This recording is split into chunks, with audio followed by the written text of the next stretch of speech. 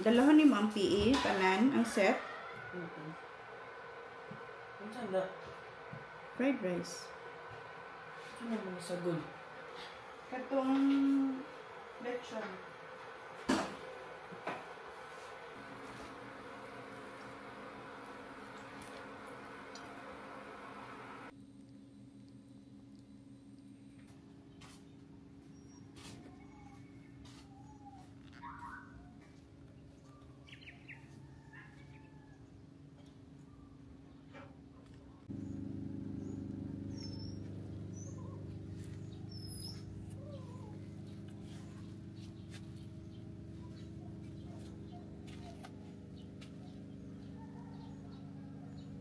Morning guys. Galing lang ako sa garden. May nahawakan ako guys. Habang hinahawakan ko yung mga dahon ng tanim, meron akong nahawakan na super duper soft. Tapos na nakita ko siya. Yee! I really hate crawlers pa naman. Nagigil ako guys. Hindi ko alam anong mararamdaman ko. Oh my gosh. Anyway, good morning pala sa inyong lahat. Parang ayoko munang bumalik dun sa garden. So ito, nag-ikot-ikot ako kanina sa garden. And then, yun na nga, meron ako nahawakan. Tapos kinain niya yung dahon ng monstera. So kukunin ko siya. Kailangan ko siyang ilabas. Kasi baka maubos niya yung dahon ng monstera natin. Pero nanginginig ako guys. Parang ako naiiyak. I don't know. Hindi ko maintindihan sarili ko. Anyway, so today's Monday. Happy Monday sa inyo lahat. So mag-prepare muna ako ng susuotin ni Yuri. And then mamaya ko na yun asikasuhin yung dahon ng monstera. Tanggalin na lang natin yung dahon kasi nandoon siya sa dahon. So kinain niya yung dahon ng monstera. Papakita ko sa inyo guys. Ayan. Yan guys, kinain nyo. Oh my gosh. Dito siya sa likod. Ayan siya. Ayan siya.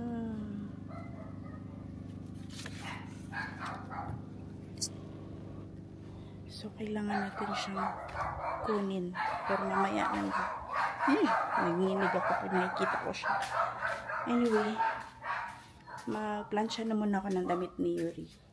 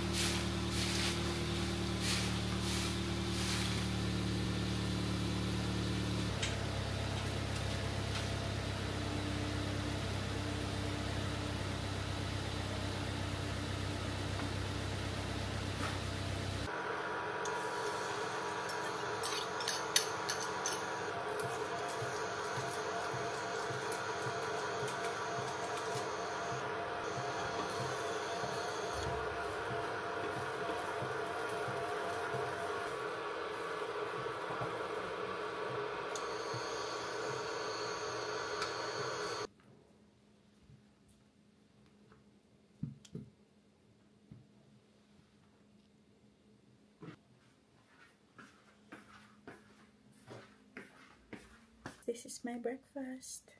So let's eat.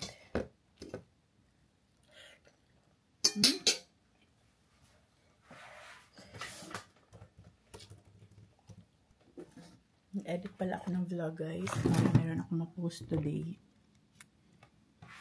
So we have scrambled egg with cheese and then papaya.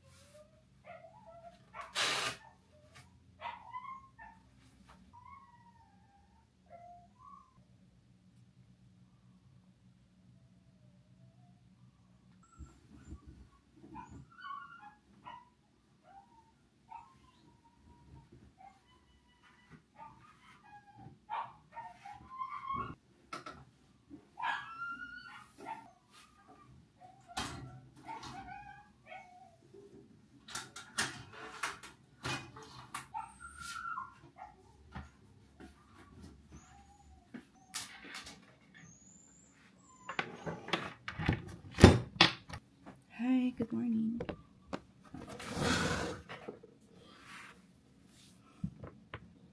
It's 5:58 in the morning and today is Tuesday. Kagabi guys, I'm not feeling well. Tumaas yung BP ko and actually nataranta ako. Masakit kasi yung ulo ko buong araw kahapon and then hindi ko siya masyadong pinapansin kasi akala ko parang normal lang na mataas yung BP ko. I mean, yung na masakit yung ulo ko. Kasi nga bago lang natapos sa akin yung monthly menstruation ko. Then, kagabi, parang iba na talaga yung pakiramdam ko. So, nag-check ako ng BP. So, when I check it, ang taas, nasa 160, 150, over 100. So, ayun, bigla akong nagulat ako, nataranta ako, nagpanic. Then, nakainom ako ng gamot in the morning. And I think afternoon nga. After lunch na yata. Nakainom naman ako ng maintenance ko. Pero, nagulat talaga ako nung nakita ko na mataas yung BP ko. So, I went out. Nagpasama ako kay Yuri para bumili ng gamot. And, buti naman meron din akong gamot para sa mabilis na heartbeat. Kasi bumibilis minsan yung heartbeat ko.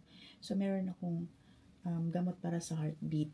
Nakainom na ako. So, medyo maglo-lower din naman yung BP ko kapag nakainom ako nun. Pero, uminom pa rin ako kasi pumunta ako sa doktor na kapitbahay namin. Sabi niya, iinom daw ako ulit ng isa pang gamot ko sa high blood. So, ininom ko kagabi. And, pagkatapos, nakahiga-higa na ako, umiga na ako para makapag-rest. Pero hindi talaga ako makatulog. I felt parang bumaba din yung heartbeat. Ko tsaka yung BP ko. Yung heartbeat bigla talagang bumaba din. Kasi uminom ako ng gamot. So, doon na naman ako medyo nataranta. Anyway, papacheck up siguro ako ulit. Hindi muna today kasi delayed na naman yung sweldo ko. I really need extra income. Siguro yan ang nagpapastress sa akin lately. Kasi delayed na naman yung sweldo ko. And, ubos na lahat ng ipon ko, guys. Wala na akong naiwang ipon. Konti lang din kasi yung naipon ko. Hindi na makaya sa ilang months na wala akong maayos na trabaho. So, I need extra income. So, kailangan kong dagdagan talaga yung income ko para hindi na tayo ma-stress. Hindi ko makayanan lahat ng expenses. Sa daming gastos dito sa amin. Sa pag-aaral ng anak ko, sa allowance, sa bills, sa mga bayarin ko. Hindi talaga kaya yung sweldo ko ngayon. So, I need to do something para makapag-extra income ako. So, today, kakagising ko lang. Actually, kanina lang ako talaga nagising bago lang ako tumayo. So, mga past 5 yata nagising na ako. And I have to work. I also have to prepare breakfast para kay Yuri. And then, mag-aasikaso pa rin tayo sa ating daily life, sa ating mga anak. Kahit not feeling well tayo, kahit hindi maganda yung kondisyon ng katawan natin, kailangan pa rin natin tumayo. Yun talaga yung trabaho natin. And being a single mom, na wala akong ibang inaasahan kundi sarili ko lang, I have to help myself. So, tawa pa rin tayo guys. No? Laptop ko, ang ingay. So, ganun pa rin yung life natin. Tuloy pa rin yung buhay kahit we're not feeling well. Ang importante, let's feed our body with healthy food. Let's feed our body with healthy mind and positivity. So, alam natin, hindi tayo maganda pakiramdam natin. Huwag lang muna natin i-dwell yun. Huwag tayo doon mag-focus. So, mayroon naman kasi tayong ginagawa everyday. So, tuloy pa rin natin, pero with moderation. Slowly lang. Okay? One day at a time, lahat.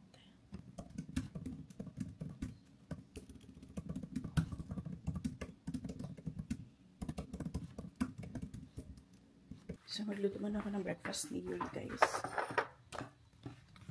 Luto muna kami ng breakfast namin.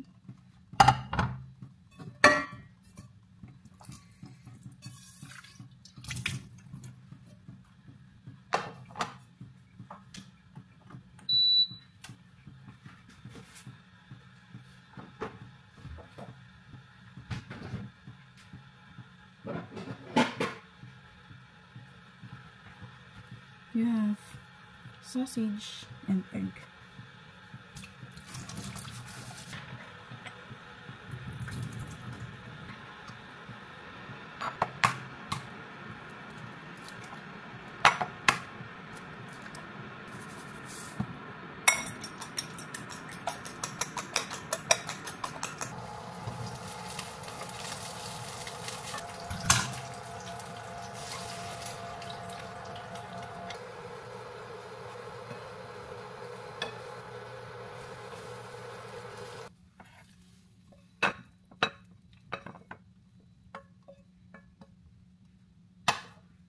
So, this is our simple breakfast. So, tingnan natin na may gising si Yuri. And then, back to work pala muna ako, guys. Inuman ako ng maaligamgam na tubig.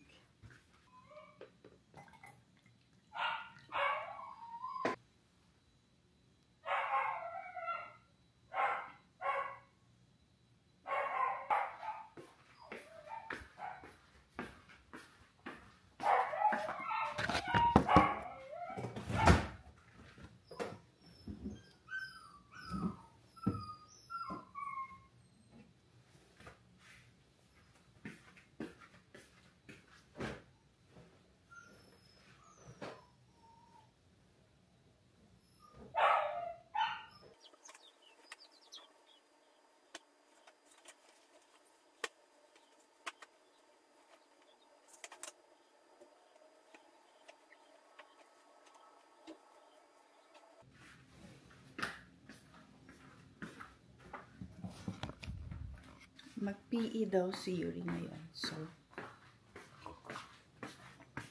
prepare ko lang yung kanyang PE uniform.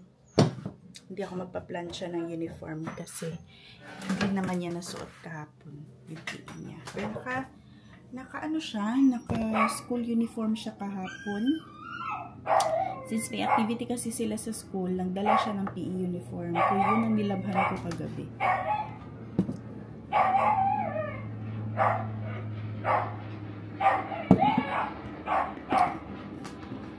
Hi guys! Kakatapos ko lang maliko. Nandito ako sa labas ng bahay. Nagtingin-tingin sa ating garden. Yan guys, laki na ng improvement ng ating fiddle tree. Lalaki ng kanyang mga dahon. Ayan, talagang hindi na sila nagtatago. Pero yung doon sa kabila na side, may nakita na ako. Meron na. Alam niyo, nag-worry ako kasi parang wala akong nakita. But this time, ayan na. Finally, may lumabas na isa. Isa pa lang nakikita ko. Ito yung chine-check ko everyday, guys. Dito. So, isa pa lang yung nakikita ko na lumabas. Ayan. So, hopefully may ugat na yan. Sana may ugat na yung ating minarkot. Yan. So, meron tayong isa na nakita. So, yung iba, wala pa. Siguro mga ilang days pa. 1 week pa naman. Since minarkot ko siya. 1 week pa lang. Ang ganda talaga tingnan pag mga ano sila. Blooming. Blooming kagaya ko. Kahit may nararamdaman, kailangan pa rin maging blooming. Ay, nako. Gracia, what is happening to you? So, meron din tayong minarkot dito na rubber plant. Ayan. Dalawa to guys. At yun yung isa. Nandoon yung isa. Ayan. Ayan. Dalawa yan.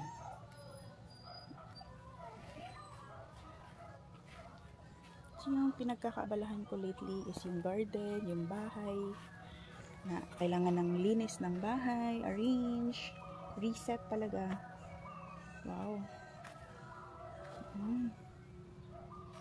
Kaya dito pa rin siya. So we have yan, ang gaganda nila. Meron pa dito.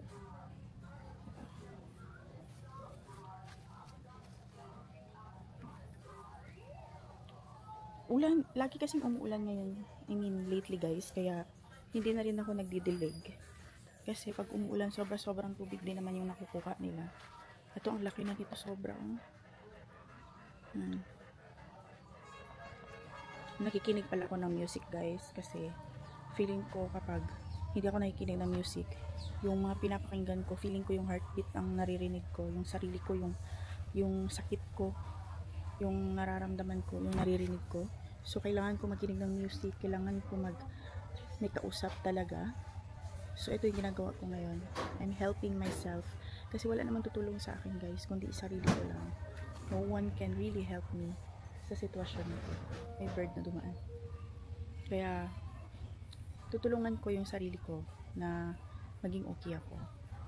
And hopefully, if dumating na yung sweldo natin, kapag tayo, makagalaw. Kasi syempre pag wala tayong pera, ang hirap gumalaw. Ang hirap magpatuloy sa buhay. Tuloy pa rin. Mahirap lang talagang gumalaw kasi hindi tayo makabili ng pagkain, hindi tayo makabili ng mga kailangan natin, pambayad ng bills natin, mga ganyan. So sobrang hirap ng sitwasyon na kulang-kulang ka sa pera. But still, tuloy pa rin yung ating buhay. Huwag tayong tumigil. Don't stop from there. Kasi yung habang buhay tayo, laban lang talaga. Yeah. Anyway, eto, ready na ako para ihatid si Yuri sa school. Si Yuri na prepare na lang. 7:25 na pala guys. And medyo late yung kanyang gising ngayon kasi medyo masakit yung katawan niya. Kahapon daw, grabe yung kanila activity sa school and may siya, pamaol ang tawag ba sa pamaol?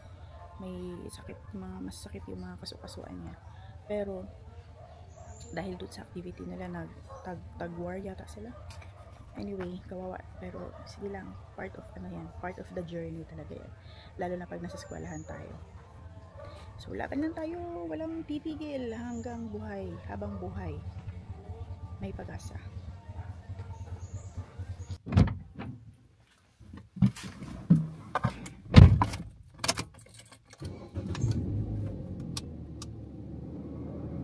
So hatid muna natin yung bata sa school.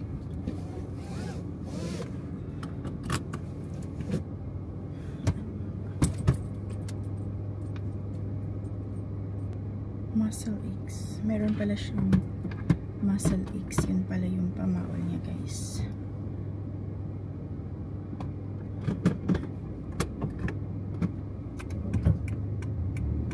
Let's go.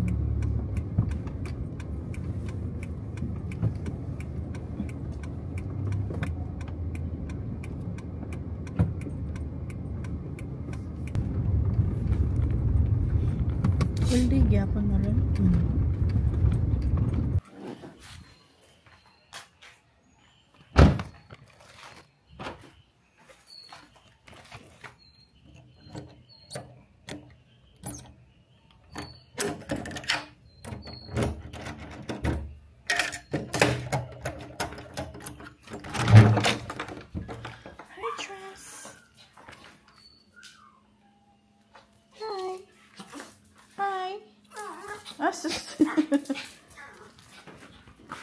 Hindi ko pa nampag-groom si Tres. Kawawa naman si Tres. Labas tayo mamaya dyan sa garden. Dyan ako mag-work guys. Bit-bit lang muna tayo. Actually, hindi ako nakahugas kagabi ng plato. Kasi dapat pahugas na ako ng plato. Doon ko medyo naramdaman na parang masama yung pakiramdam ko. Okay, natigil yung paghugas ko ng plato. Hindi tuloy natapos. But anyway, labas tayo para meron tayong ibang environment.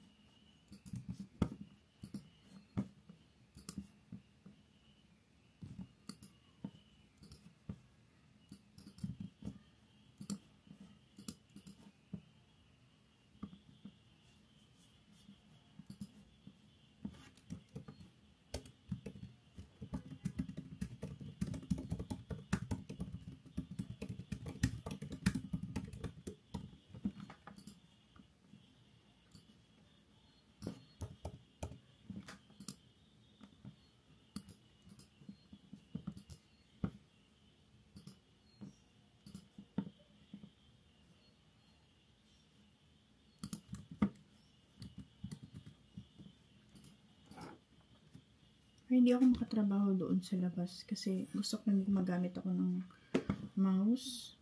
Hirap kasi mag-navigate dito sa mousepad lang sa laptop. So, dito na lang muna ako mag-work. And then, baka mamaya na lang tambay tayo sa labas.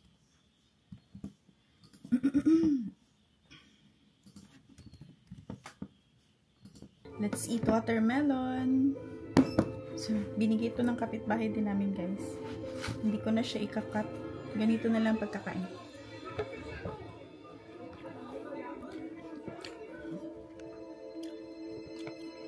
Ganito. O, diba? Mahal kong pamangkin. May eleksyon pa tayong ipapanalo. Kung mayor ka na, at vice mayor na ako, it will be the start of a new era. The Montenegro era.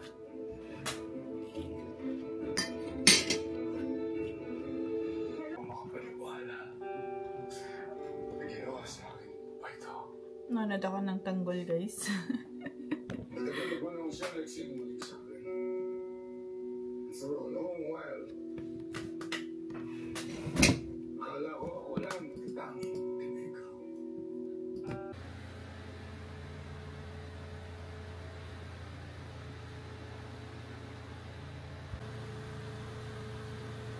Guys, so yun yung aking design na ginawa. Yan yung aking project na now it's open for selling. So if ever you want to buy, just PM me. So alis muna ako, guys. Pupunta muna ako sa may pupuntahan lang ko. And then I will sundo Yuri. Di pa naman siya nag-message, but I think mag-message na rin yan sa akin. So actually, guys, pupunta ako sa DGT, magtambay and mag-walking na rin.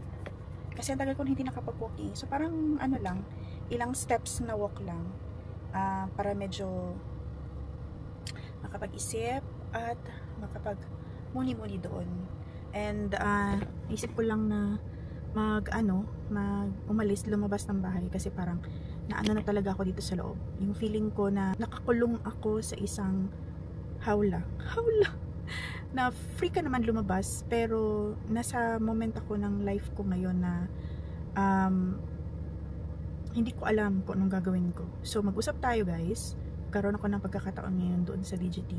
Let's talk about something about myself, and if naramdaman nyo rin ba itong ganitong pakiramdam.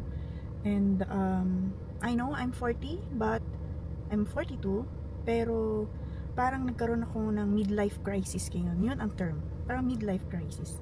So let's talk about that later guys. Magdadrive muna ako. Sobrang daming tao guys.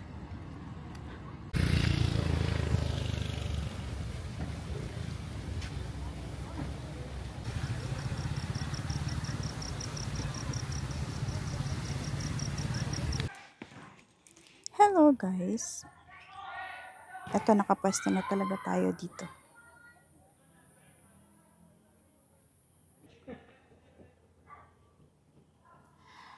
Guys, nagpasundo na si Yuri.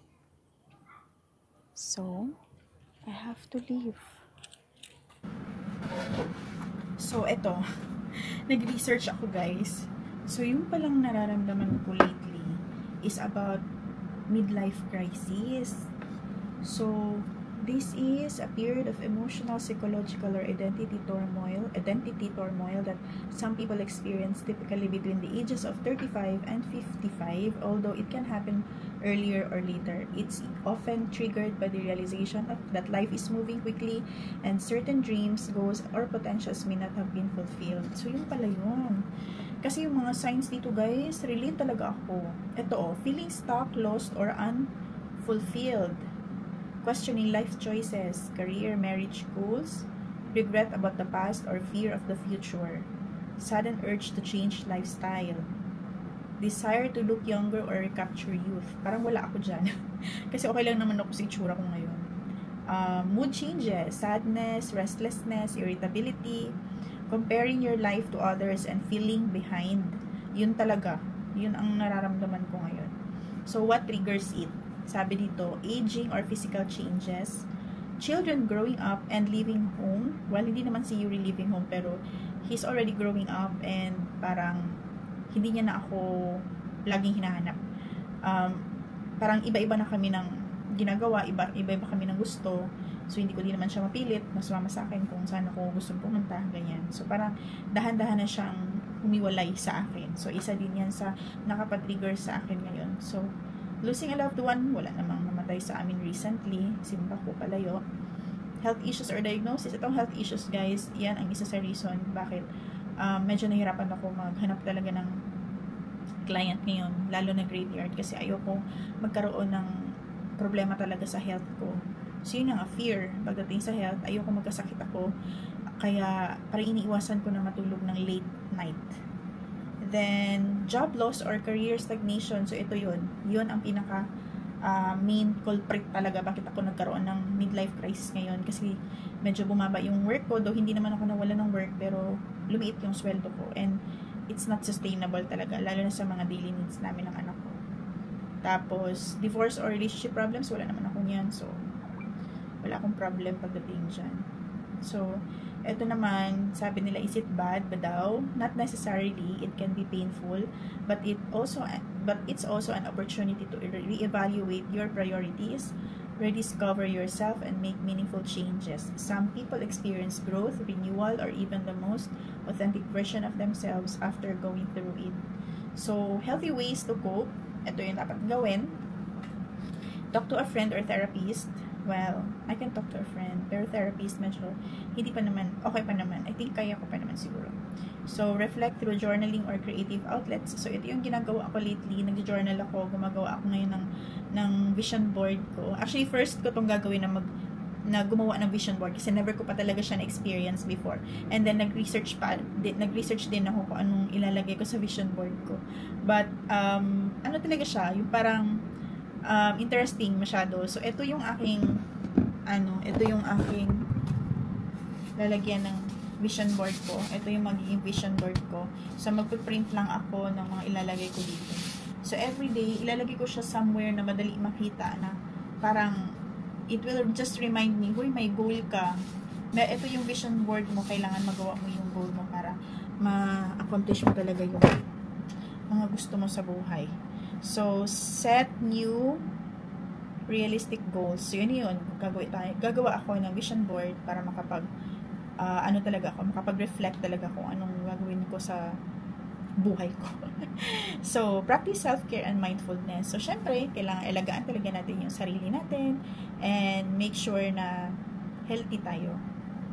Ito, stay physically active. Isa siya sa makakatulong to cope your midlife crisis issues. And then, reconnect with passions or explore new ones. So, yun na yan. Nag-explore ako ng mga bagong ginagawa. Meron tayong mga projects, nag-explore ako kahit ano na lang iniisip ko na gawin, ganyan. Pero hindi ko pa siya nagagawa, actually. So, yun. And if you're feeling this way, you're not alone and you're not broken. Sometimes, a midlife crisis is just a loud wake-up call towards a more intentional life. So, yun guys, yun ang talagang issue ko ngayon na talagang nahihirapan ako lately sa buhay ko. And, you know what guys, it's really important na you're not in denial with your situation. Yung pakiramdam mo na parang wala ka ng parang you're not important anymore. Hindi. Siguro, ako, nafe-feel ko kasi minsan na parang naiiwanan na ako, behind na ako masyado kasi I'm 42 and wala pa ako natupad na big goals talaga na bumili ng bahay, bumili ng kotse, magkaroon ng businesses or investments, ganyan. Parang dyan ako medyo super behind na talaga, pero nahihiya ako i-share. Sa totoo lang, nahihiya ako i-share sa mga friends ko, sa family ko. Pero siguro this is part of the reality talaga ng buhay natin, no? To accept, tanggapin natin, huwag tayong in denial na medyo nasa medyo nasa baba pa tayo. Pero kung open-minded ka and you're positive, parang na-accept mo na ganito sitwasyon mo and you are open na baguhin ito, siguro mangyayari siya kung talagang gagawin natin instead na lagi lang isipin. So, gawin natin siya. So, ito yung ginagawa ko ngayon, guys. I'm opening myself to you. Kasi, syempre, itong pag-vlog ko, malaki masyado itong natulong sa akin, especially sa mental health ko. Kasi, kung wala akong kausap, guys, baka mababaliw na ako dito sa bahay. So, thank you so much sa lahat na nag-support sa akin, sa lahat na nag-subscribe. Super laki talaga ng tulong nyo sa akin. Kasi every time na meron ako nakita isa, dalawa na nag-subscribe, I started with 88. Kasi last check ko sa channel ko na hindi ako masyado nag-upload ng mga videos is 88 yung subscribers ko. I don't know kung saan nagagaling yung 88 na yan, pero ngayon, for the past few months, habang nag-upload ako ng kahit alam ko na hindi naman interesting masyado yung mga vlogs ko, pero may nag-subscribe, like umabot na ako ngayon sa 305. So, sobrang saya ko kasi within today, merong isa na nag-subscribe, kahapon may isa din. O, di ba ang saya? So, yun guys, I really appreciate everyone na nakakatulong talaga kayo sa akin. Mentally, hindi pa naman ako baliw guys ha. Masaya lang din talaga ako kasi na-express ko na yung aking sarili. In 3 to 6 months, makaka-recover talaga ako. Hopefully, hindi umabot na 6 months. Magiging okay yung income status ko. Magkaroon ako ng business, makapagsimula, and magkaroon ng maraming sales, of course, benta, para syempre, sa pag-aaral ng anak ko, magka-college pa kasi siya guys. So, meron pang 5 years yung anak ko sa college kasi engineering yung kunin niya na course. So, kailangan talaga akong kumayod at maghanap ng paraan para magkapera talaga. So, yun. Anyway, thank you so much for watching guys. At sana, mag-comment kayo kung experience niyo rin ba itong ganitong nararamdaman ko. Let's help each other, diba? It's already 10:17 and matutulog na ako kasi medyo inantok na ako. So, yun lang yung vlog ko ngayong araw guys. Thank you so much for watching sa mga nanonood. nanonood, sa mga nag-subscribe. Maraming salamat. I really appreciate you. And it really makes me happy if meron ako nakikita 1, 2, or 3 na nag-subscribe sa akin. Anyway, thank you so much guys. Good night and see you on my next vlog. Bye-bye. Please like and subscribe.